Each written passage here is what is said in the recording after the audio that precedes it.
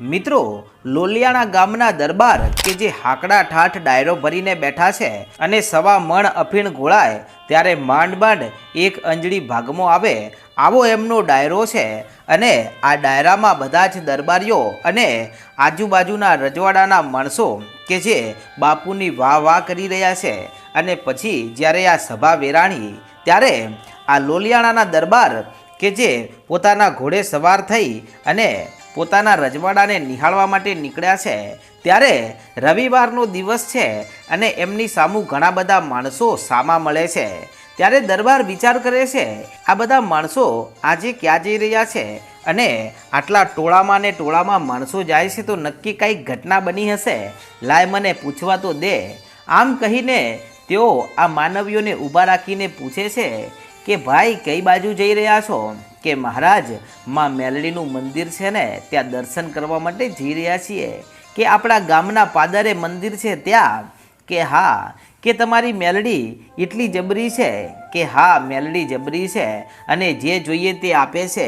અરે નિર્ધનિયાને નાણું આપે છે, વાંઝિયાને પારણા બંધાવે છે અને કોઢિયાના કોઢ મટાડે છે, ગમે તેવા દુઃખ હોય તો ભાગીને ભૂકો કરી નાખે છે। આવી માતા મેલડી છે।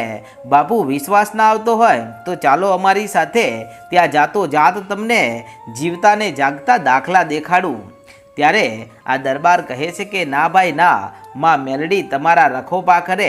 આટલું કહીને ઘોડાને એડી મારીને ત્યાંથી નીકળી ગયા અને પોતાના મહેલમાં પહોંચી ગયા। અને આમ કરતાં કરતાં સમય વીત્યો અને એક દિવસની વાત છે ને આ રજવાડા ઉપર ભારે આફત આવી પડી અને ઘટના એવી બની હતી કે કોઈ પાડોશી રાજ્યનો રાજા કે જે પહેલાં તો આ દરબારનો ખૂબ જ ખાસ માણસ હતો, એમનો મિત્ર હતો, પરંતુ તે પોતાના મનમાં કપટ રાખતો હતો અને કપટ કરી અને લોલિયાણા ઉપર હવે આક્રમણ કરવાની યોજના બનાવી દીધી છે।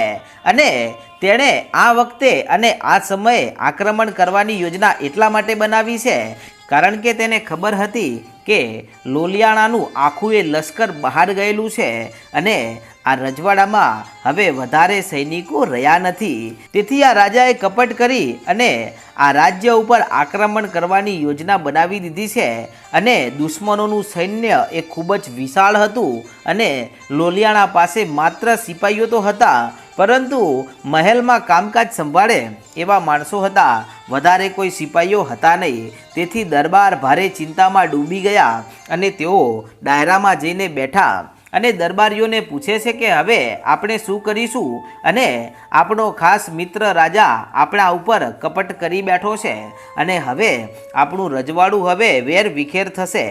ત્યારે બધા જ દરબારીઓ કહે છે કે મહારાજ અમને તો કોઈ વાતે કોઈ તોડ મળતો નથી અને આજુબાજુમાં કોઈ એવું રજવાડું પણ નથી કે જે આપણી મદદ કરી શકે, હવે આપણે શું કરીશું? અને પછી તો દરબારને કોઈ જ વાત મગજમાં બેઠી નહીં, તેથી તેઓ દરબાર છોડીને ચાલ્યા ગયા અને આ દરબાર આજે ચિંતામાં ડૂબી ગયા છે અને રાત્રે ઊંઘ પણ આવતી નથી અને ઊંઘ નથી આવતી ને અડધી રાતની વેળા થઈ છે। ત્યારે વિચાર કરતાં કરતાં એમને પેલો દિવસ યાદ આવ્યો અને પેલા ભાઈના શબ્દો યાદ આવ્યા કે અમે માં મેલડીના મંદિરે જઈએ છીએ અને માં મેલડીના સાનિધ્યમાં જો કોઈ દુખીઓ આવે તો એનું દુઃખ મટી જાય છે, કોઈ કોઢિયો આવે તો એના કોઢ મટી જાય છે, વાંઝિયો આવે તો એને પુત્ર મળી જાય છે। અને જો આવી મેલડી મારા રજવાડામાં બેઠી હોય અને તો જો હું રજવાડું હારી જાઉં ને તો મારી હારે મારી મેલડીની પણ હાર કહેવાય। આમ આટલો વિચાર કરી અને અડધી રાત્રે દરબાર જાગ્યા અને ઘોડી ઉપર સવાર થાય છે અને પહોંચી ગયા એ ગામના ચોકમાં જ્યાં માં મેલડીનું સાનિધ્ય હતું।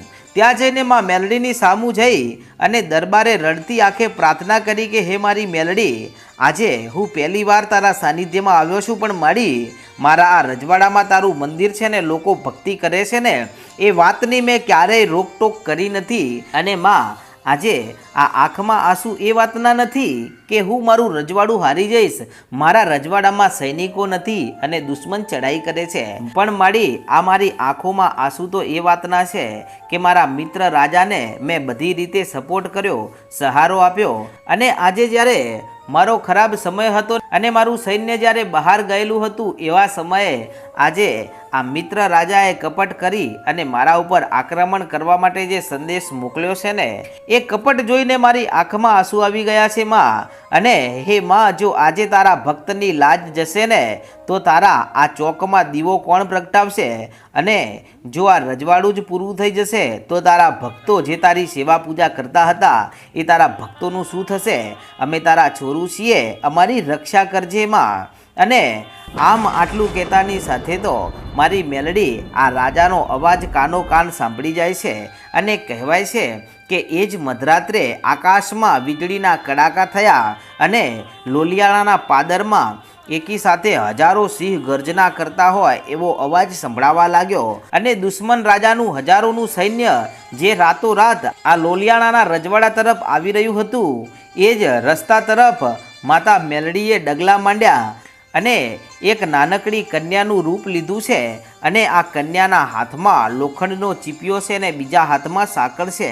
અને આંખોમાં સૂર્યના તેજ જેવું એક પ્રકાશ તેજ હતું. અને દુશ્મન સિપાહીઓ જેવા આવી રહ્યા હતા એની સામું જઈ અને આ દીકરી ઊભી રહી જાય છે અને આડો રસ્તો રોકી નાખ્યો. ત્યારે આ બાજુ સેનાપતિ હસવા લાગ્યો ને હસતા હસતા કહે છે કે એ છોકરી, કોણ છે તું? અમારો રસ્તો આપ. કે રસ્તો તો આપું, પણ સૌથી પહેલાં એ જણાવો કે તમે ક્યાં જઈ રહ્યા છો? કે અમારે લોલિયાણા ગામ જવું છે ને એ ગામ અમારે જીતવું છે. અને ત્યારે એ કન્યા ખડખડ દાંત કાઢીને હસવા લાગી અને દીકરી એટલું બોલી કે અરે મૂર્ખાઓ, લોલિયાણામાં પગ મૂકતા પહેલાં તમારે મારો સામનો કરવો પડશે. અને જો હિંમત હોય તો આગળ વધો, અને જો એક એકના માથાના વધેરી નાખું ને તો મારું નામ બદલી નાખજો. અને પછી તો સેનાપતિ હસવા લાગ્યો ને બે ચાર સિપાહીઓને કહે છે કે માર્ગ સાફ કરો અને આનું માથું ધડથી જુદું કરી નાખો. અને પછી તો સૈનિકો જેવા થોડાક જ આગળ વધ્યા કે તરત જ પેલી કન્યા સાક્ષાતમાં જોગણીનું સ્વરૂપ ધારણ કરી નાખે છે. અને હવામાં લોખંડની સાંકળોના અવાજ આવવા લાગ્યા અને દુશ્મનોને એવું દેખાવા લાગ્યું કે જાણે ચારે બાજુથી હજારો કાળા હાથ તેમને રોકી રહ્યા છે. અને પછી તો સિપાહીઓ જેમ જેમ આ બાળકીની સામું લડવા ઉતરે છે એમ એમ આ દીકરી કે જે પોતેમાં મેલડીનો અવતાર હતી અને સિપાહીઓના માથા ધડથી જુદા કરવા લાગી. કોઈના હાથ કપાઈ જાય છે, કોઈના પગ કપાઈ જાય છે. જે આગળ વધે છે એને મોતને ઘાટ ઉતારવા લાગી. અને પછી તો બધા સિપાહીઓ ગભરાઈ ગયા, કેમ કે બધા એની સામું હવે ચારે બાજુથી હજારો કાળા હાથ દેખાવા લાગ્યા. અને સૈનિકો ગભરાઈને ત્યાંથી ભાગવા લાગ્યા. અને જે સેનાપતિ જે પોતાના ઉપર ગર્વ કરતો હતો તેની તલવાર આપોઆપ ટુકડે ટુકડા થઈ જાય છે અને ત્યાં તેજ પવન ફૂંકાવા લાગે છે. ત્યારે તેઓ સમજી ગયા કે નક્કી આ કોઈક દેવી શક્તિ છે અને એમનો પ્રકોપ આપણા ઉપર થયો છે. હવે અહીંયાથી ભાગવું પડશે. અને પછી તો ત્યાંથી સિપાહીઓ અને સેનાપતિ બધા જ ગળગળતી દોટ મૂકીને રાતોરાત ત્યાં ચડાઈ કરવા આવ્યા હતા ત્યાંથી ભાગી જાય છે. અને આમ કરતાં કરતાં સવાર પડી અને લોલિયાણાના દરબારે જોયું અને પછી તેમણે નજર કરી તો ત્યાં એકે દુશ્મન છે જ નહીં અને સીમમાં કોઈ દુશ્મનોનું લશ્કર પણ હતું જ નહીં. અને પછી તો આખાય ગામે રાહતનો શ્વાસ લીધો ને પછી તેઓ ત્યાં જઈને જુએ છે તો માના પગના નિશાન પડ્યા છે અને એક કાળી સાડીનો ટુકડો હતો અને ત્યાં આજુબાજુમાં અમુક દુશ્મનોની તલવારો પડી છે, એમના શવ પડ્યા છે. અને આ બધી ઘટના જોતાની સાથે દરબાર સમજી ગયા કે રાત્રે માં પોતે ચોકી કરવા આવ્યા હતા અને તેમણે આજે અમારું આખું ગામ બચાવી લીધું છે.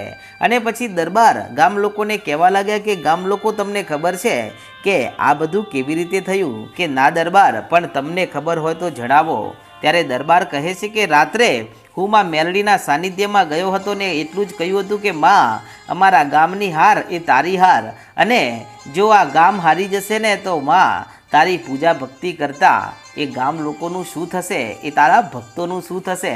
પણ આટલું કહેતાની સાથે તો માતા મેલડી પોતે અહીંયા આવીને લડ્યા છે અને આપણા ગામને બચાવી દીધું છે. અને ત્યારથી લોલિયાણામાં માં મેલડીનો પ્રતાપ આખા વિશ્વમાં ફેલાઈ ગયો આજે પણ ભક્તો માને છે અને લોલિયાણાની સિંહણ તરીકે આજે પણ માં મેલડીની પૂજા થાય છે અને માં મેલડી ન્યાયની દેવી તરીકે પૂજાય છે અને કહેવાય છે કે લોલિયાણાના ચોકમાં જે સાચા મનથી માતાજીને યાદ કરે અને ત્યાં જો સાચા મનથી આવે તો તેને ન્યાય પડવારમાં મળી જાય છે। તો મિત્રો આવા ઇતિહાસ છે માં મેલડીના। મિત્રો આવા જ ઇતિહાસોને રોજ રાત્રે